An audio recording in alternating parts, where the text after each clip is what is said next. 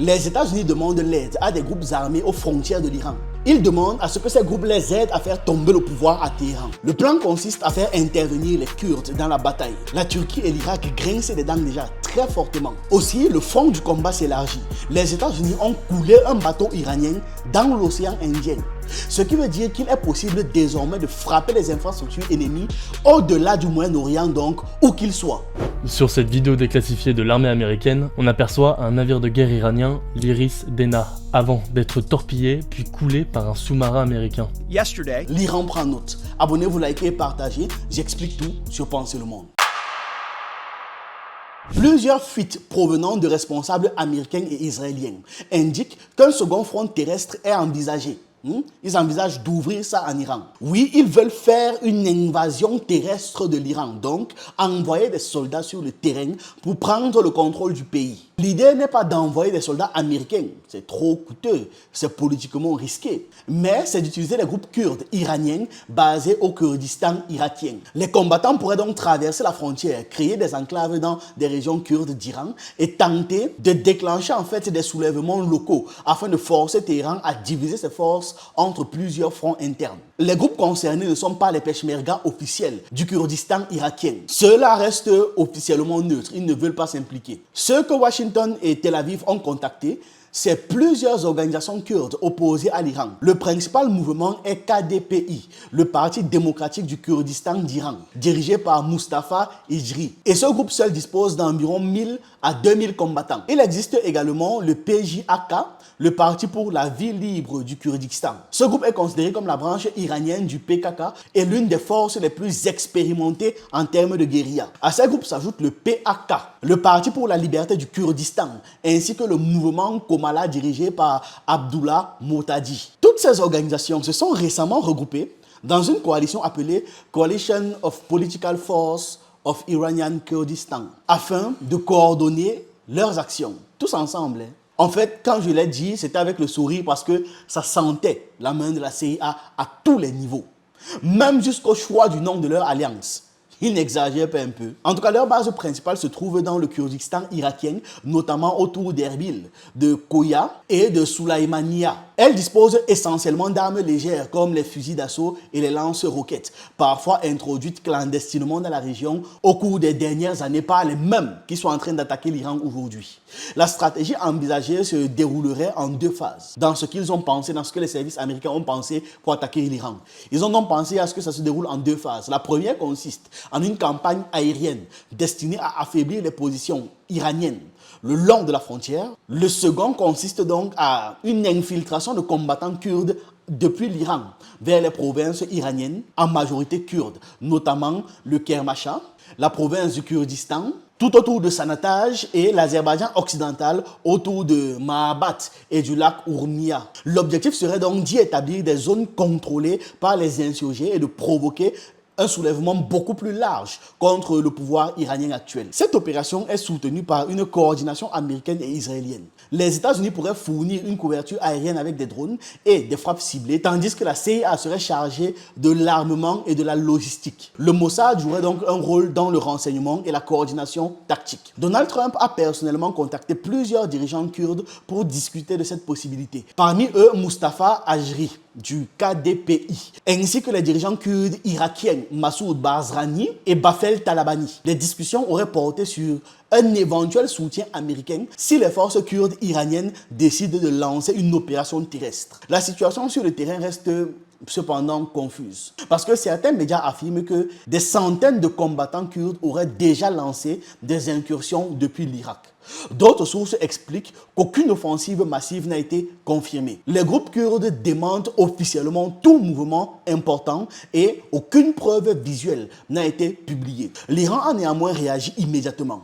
Dans la nuit du 4 au 5 mars, on a des frappes de drones et des missiles qui ont visé plusieurs camps kurdes situés en Irak, notamment autour d'Erbil et de Sulaimania. Téhéran affirme avoir neutralisé des tentatives d'infiltration soutenues par les États-Unis et Israël.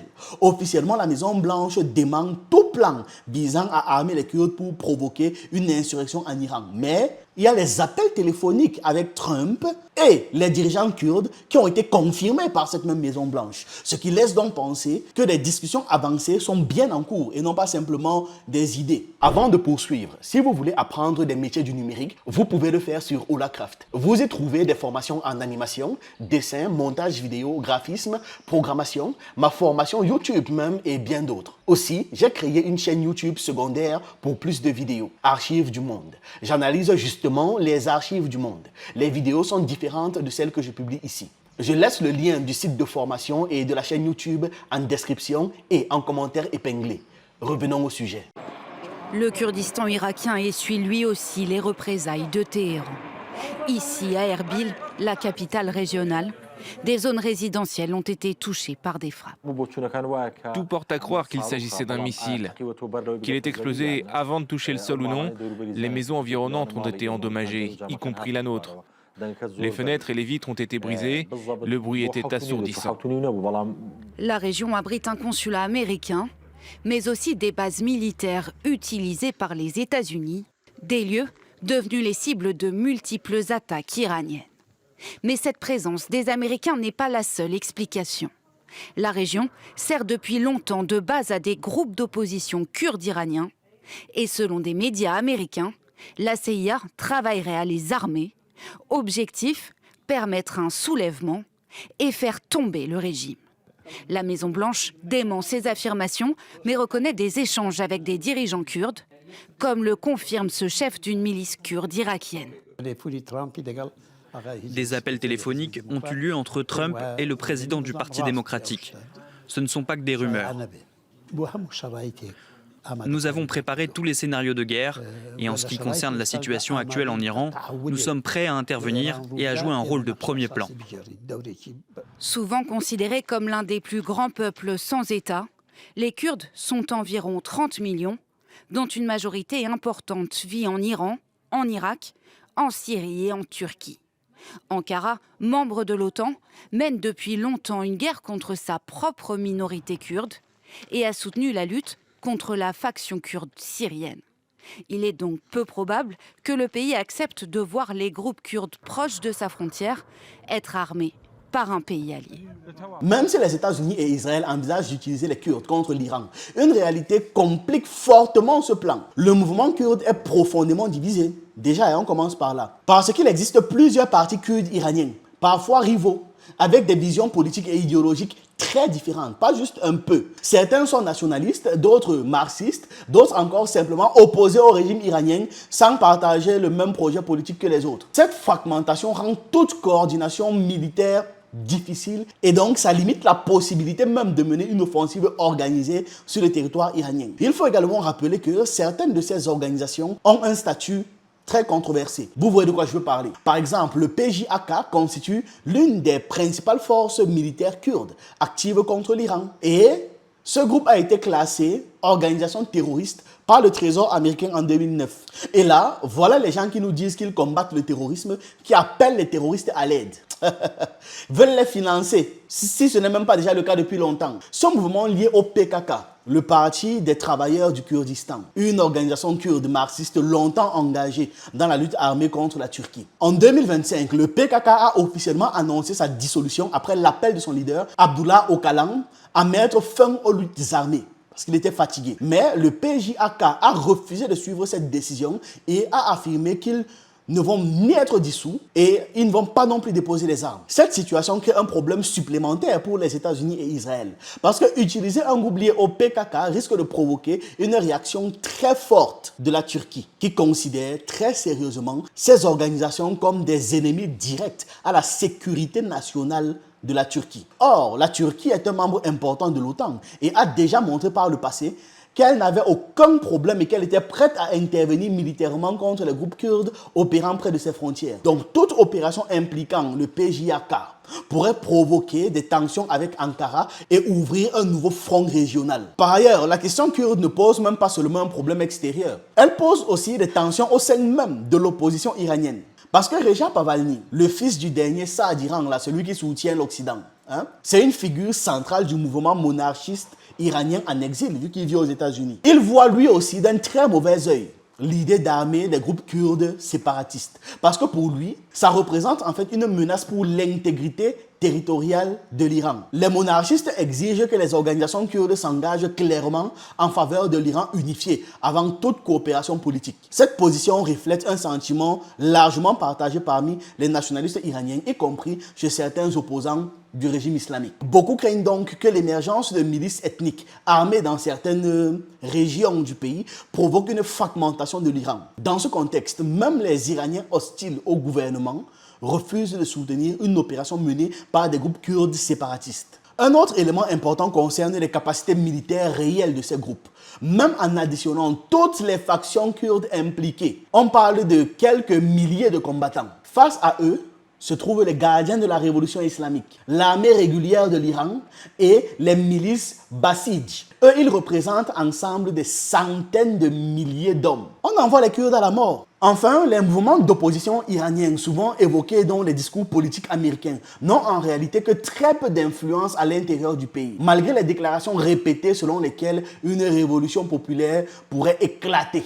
Les analystes estiment très clairement que les réseaux d'opposition organisés restent faibles sur le terrain. Donc, ça rend l'idée d'un soulèvement généralisé beaucoup plus incertain et d'ailleurs, ça ne suggère aucune séparation politique de quoi que ce soit.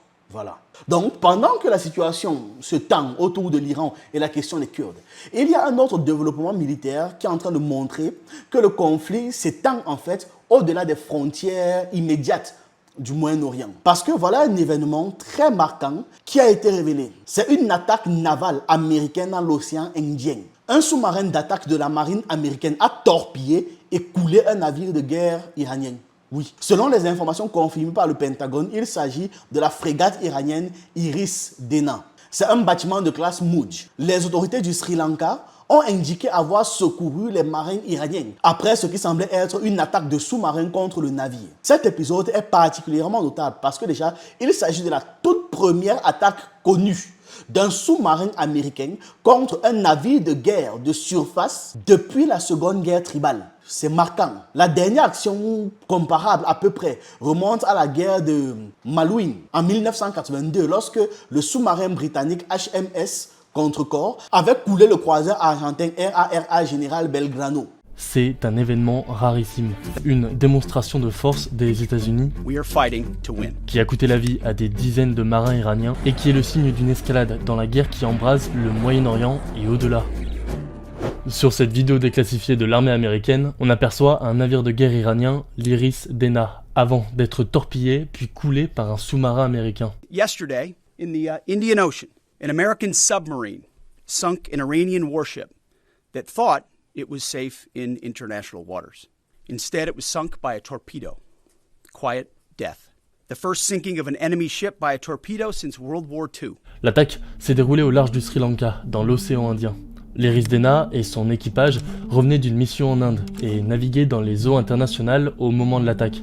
À son bord, des équipements militaires et environ 180 personnes. Les corps de 87 d'entre elles ont été récupérés inanimés et les recherches se poursuivaient mercredi soir pour retrouver les 61 membres d'équipage toujours portés disparus. Selon l'article 18 de la Convention de Genève, dans une guerre, le navire attaquant doit rechercher et recueillir les naufragés, les blessés et les malades et leur assurer les soins nécessaires si les circonstances le permettent. Dans le cas présent, ce sont les secours sri-lankais qui sont arrivés sur les lieux 1 heure après l'attaque. Le navire se trouvait dans la zone SAR du Sri Lanka, un espace maritime dont le pays est responsable de coordonner les secours en cas de détresse en mer. Et l'amiral Brad Cooper affirme même vouloir couler l'ensemble de la marine iranienne. Si cette vidéo de l'attaque a été rendue publique, c'est que les États-Unis veulent faire passer un message. I stand before you today with one unmistakable message about Operation Epic Fury. America is winning. Donald Trump ne veut pas que son pays s'enlise dans cette guerre, mais pour autant, il n'exclut pas l'hypothèse d'une guerre sur la durée et du déploiement de troupes au sol. Cette guerre en Iran marque un changement de cap pour ce président qui a longtemps été critique des interventions militaires de ses prédécesseurs. They said he will start a war. I'm not going to start a war. I'm going to stop wars. Selon les sondages, environ 6 Américains sur 10 désapprouvent l'attaque américaine sur l'Iran. L'attaque actuelle marque donc une escalade militaire importante dans la confrontation entre Washington et Téhéran. Parce que le fait qu'un navire iranien ait été attaqué loin de sa zone directe des combats renforce les tensions. Pour de nombreux analystes, une telle opération pourrait légitimer des représailles iraniennes contre les intérêts américains dans d'autres régions du monde aussi. En effet, si un navire iranien peut être frappé dans l'océan Indien, l'Iran considère que les cibles américaines sont désormais légitimes au-delà du Moyen-Orient également. En parallèle, l'activation tardive du front kurde contre la campagne militaire américaine manque de planification. Il n'était pas prévu par Trump que la situation dégénère autant. Ce front proxy a donc été activé seulement après le début de la guerre afin de compenser l'absence d'options de stratégie terrestre contre l'Iran. La CIA travaille donc à armer les forces kurdes à l'intérieur du pays et à provoquer un soulèvement populaire qui va obliger l'Iran à disperser ses forces. Sauf que dans ça là, ni l'Iran ni la Turquie ne vont rester passifs à la création d'une nouvelle milice armée dans la région. Dans ce contexte, la guerre actuelle contre l'Iran semble évoluer vers un conflit beaucoup plus large et beaucoup plus complexe où plusieurs fronts indirects pourraient être activés simultanément. Entre les frappes américaines, les opérations navales, les tentatives de soulèvement interne et les rivalités régionales impliquant la Turquie et l'Irak, le conflit risque de dépasser très rapidement le cadre d'une simple confrontation entre Washington, Tel Aviv et Téhéran. Voilà, c'est ce que j'avais à partager avec vous dans cette vidéo. Dites-moi ce que vous en pensez en commentaire. On se retrouve rapidement pour une prochaine.